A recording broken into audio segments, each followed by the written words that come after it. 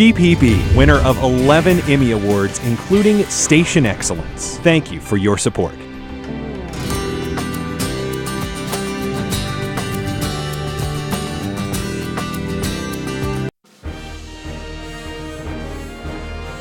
The 2012 Atlanta Press Club Loudermilk Young Debate Series, brought to you from Georgia Public Broadcasting. The Republican race for Public Service Commission, District 3. Good afternoon. I'm Deidre Dukes, news reporter and weekend anchor for WAGA TV Fox 5 Atlanta. We would like to welcome our viewers and our live studio audience to the Atlanta Press Club Loudermilk Young Debate Series, originating from the studios of Georgia Public Broadcasting. This is the debate between the Republican candidates in the race for Georgia's Public Service Commission, District 3. The Public Service Commission oversees telecommunications, electric, and gas services in the state. The 3rd District of the Public Service Commission covers Metro Atlanta, including Fulton, DeKalb, Clayton, and Rockdale counties. Although the commissioner must reside in the district, this is a statewide election. Now, let's meet the candidates. They are in alphabetical order. Chuck Eaton. He is the current commissioner for District 3 of the Public Service Commission. There was a death in his family, so he is not able to participate in today's debate. He is represented this afternoon by an empty podium. And Matt Reed is an energy application specialist. Before we get started, Commissioner Eaton sent the following statement. He says, I had been planning to be with you this afternoon to participate in this debate.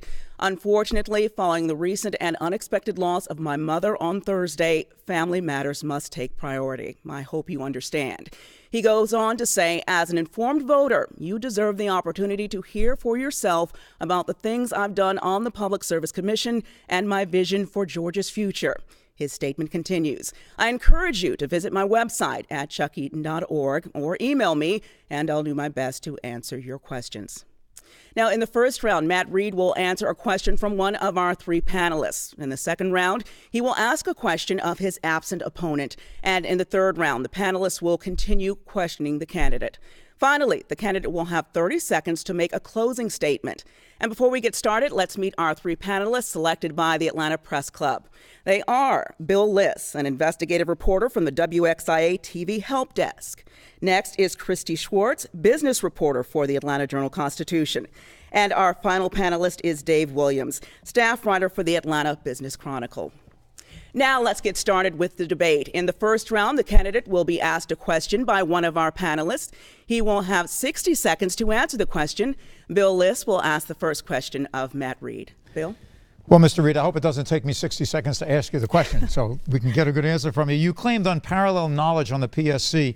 I'd like to know what direct experience you've had in the complex area of rates and regulations and representing the interests of customers and consumers weighed against the PSC responsibility to ensure equity and fairness. Now, you've said that you advocate less regulation, okay, and versus responsible free enterprise. You appear to have considerable practical engineering experience. There's no question about that. But how does that qualify you for a position on the PSC? How much experience have you actually had with these people? Thank you. First, I'd like to say to the Press Club, I'm delighted to be here this evening. Thank you very much for hosting this. And as you've asked me, my experience as an engineer and how that prepares me to serve on the PSC. Well, the PSC does deal with a variety of questions regarding the expenses of the plants. There are questions brought before the PSC that where they're asked to say, are these legitimate costs that should be borne by the ratepayer? Just recently, 3 weeks ago, they were asked a question. There was a $3 million overrun that the PSC was asked to approve. There are technical issues result in, do you account for these costs and should the ratepayer bear them? This is the kind of thing I would bring expertise to. As far as regulations, and I am versed in the regulations reasonably well, and I have a wonderful staff to look forward to working with at the PSC.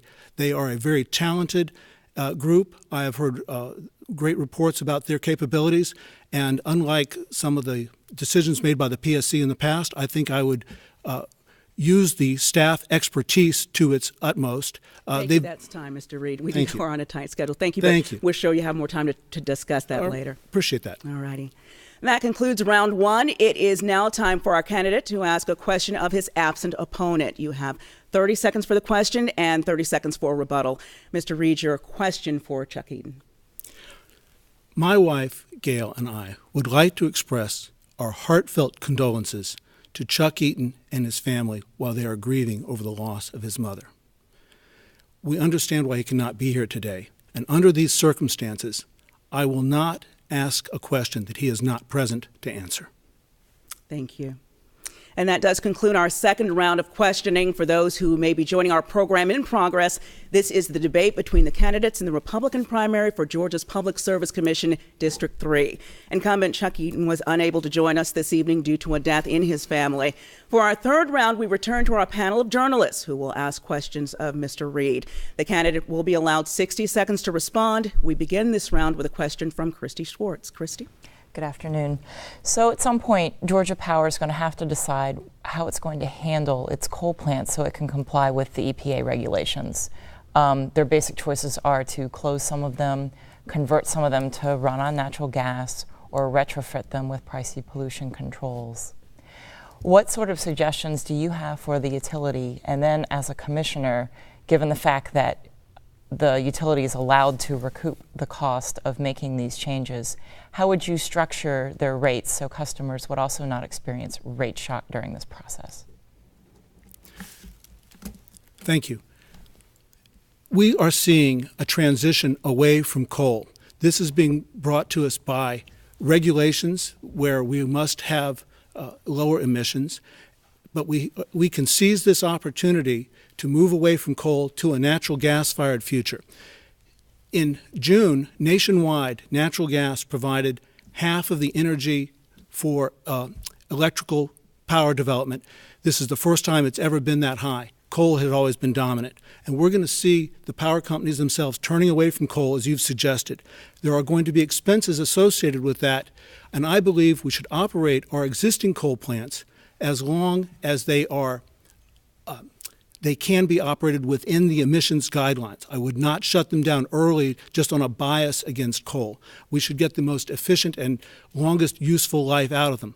But as we move to a natural gas-powered future, we will recognize on the PSC the costs that are incurred, the necessary costs for the construction and operation of these plants. That is the PSC's mission. They're charged with allowing a fair return for the expenses. So we're going to have to stop you there for that question. Dave, you have the next question? Sure do. Good afternoon. The latest construction monitor report on Plant Vogtle found cost overruns of $900 million.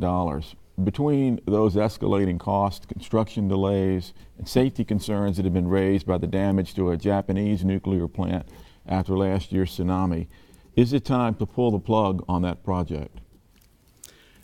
No, it is not time to pull the plug. However, we do need, and I believe the PSC will be charged with, closely monitoring Plant Vogel's development and construction in the coming term. It's going to, it already appears that there are significant cost overruns, as you mentioned, and also time delays. These time delays will also lead to interest expense. To the extent that the utility is responsible for those charges, they should bear those charges and should not be able to roll them into the rate base. And I would not favor letting the utility essentially be profit from their mistakes. However, I do believe that the nuclear plant investment that they're making is going to ultimately provide a substantial base load that Georgia is going to need in the future for the power that we'll need in our state at a low cost for our Georgia ratepayers. And thank you. And Bill, you have the next question? Well, actually, this is a follow-up, Matt, to the question that Dave just asked you about. How do you feel about Georgia Power customers having to pay the financing costs for this Georgia Power nuclear reactor, and then later having to pay possibly the construction costs? Now, these are costs of doing business. If, for example, I'm going to buy a car and General Motors decides to build a new plant, should I have to pay the financing charges to pay off that plant or the building of the car? Now, maybe somewhere along the line I might, but at least it seems very strange that that would happen. And how can the PSC justify doing that and then adding fuel to the fire while the customers having to pay what could be as much as $400 million in cost overruns, which down the road we could have to pay as well? The approval of the payment of the financing charges in advance is something that I did not approve and do not endorse. That is State Bill 31 addressed that, and it is not something that I would have approved of. I do not think that it should have been done. It's been called pay as you go, but I think it's we're paying as they go, and I think it was the wrong decision to make for how to pay for the plants. Christy, the next question is yours. Okay. Sir, many of the state's solar companies say that while they want to do the majority of their business in Georgia, they're actually having to look outside of that because the state's renewable energy laws are just not friendly. What would you do to encourage that the laws be changed? How would you set them up, and how would you implement them as a commissioner? The recent Senate session had Senate Bill 401, which would have done a lot to address the needs of solar companies. It would have allowed solar and other energy sources, what we called customer-generated utility sources, energy sources, to be installed and financed through mechanisms that are not available today. I favor that bill because it provides competition, it would lead to lower energy costs for Georgia ratepayers, and it would support Georgia business, solar business, jobs and energy.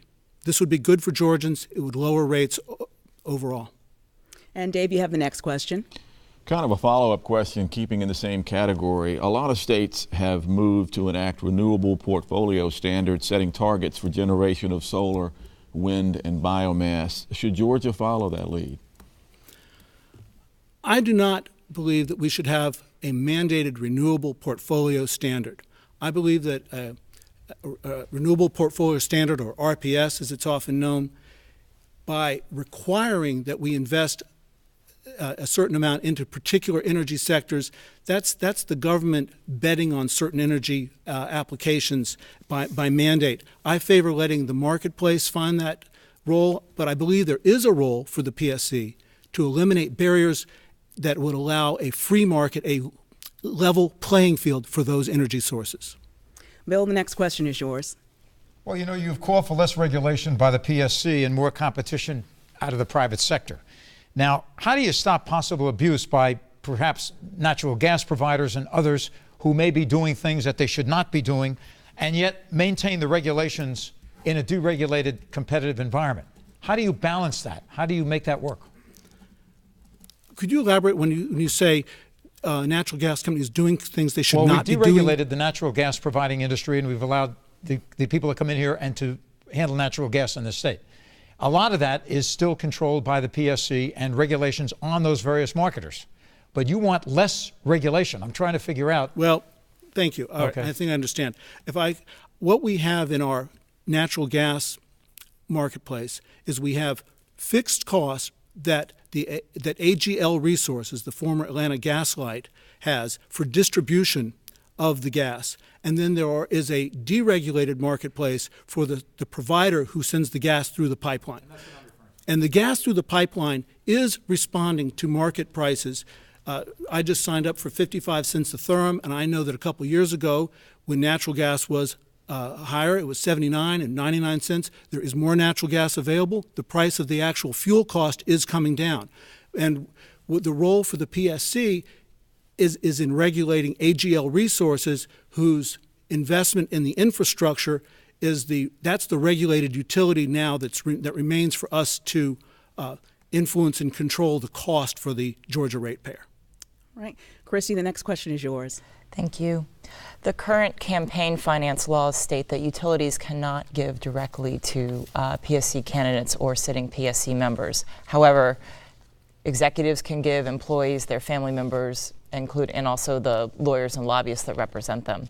Do you think that the state's campaign finance laws should be changed and further restricted, or are you comfortable with the way they are? I'm not comfortable with the way they are. I think they should be restricted. They should be eliminated entirely. Not a $100 limit. We should have a $0 limit. I personally, in my campaign, am accepting $0 for zero gifts. I am not accepting any contributions from any entity, utility company, solar company, any entity that has business before the PSC. I think the law should be changed. Its time is It's overdue to change. All right, and Christie's was the last question for this round. No more time for questions. Each of the Republican candidates in the primary for Georgia's Public Service Commission District 3 will now have 30 seconds for a closing statement. As a reminder, the incumbent Chuck Eaton is not here today due to a death in his family. Therefore, our only closing statement will come from Matt Reed. Mr. Reed? My opponent has received over $100,000 in the last 12 months from utility company executives, from their lobbyists and their lawyers. And as I've said, I have not and I will not accept any contributions from any person or company with business before the PSC. I will serve only the Georgia ratepayer. I encourage all voters to vote Matt Reed for PSC for transparency and integrity on the Public Service Commission. Thank you. Thank you, Mr. Reed. And that concludes our debate. We would like to remind voters that the primary elections will be held on Tuesday, July 31st. Our thanks to the candidates and to our panel of journalists. We'd also like to thank the Atlanta Press Club for arranging today's debate. For more information about the Atlanta Press Club, you may visit atlantapressclub.org. The debates that air on Georgia Public Broadcasting will be archived on the Press Club's website. The broadcast has been streamed and will be available on demand on GPB's website, gpb.org. I'm Deidre Dukes. Thanks for joining us for the Atlanta Press Club Loudermilk Young Debate Series. Stay with GPB for more debates coming up next. Become a better voter. Debates continue next with the Republican race for Public Service Commissioner District 5 on GPB.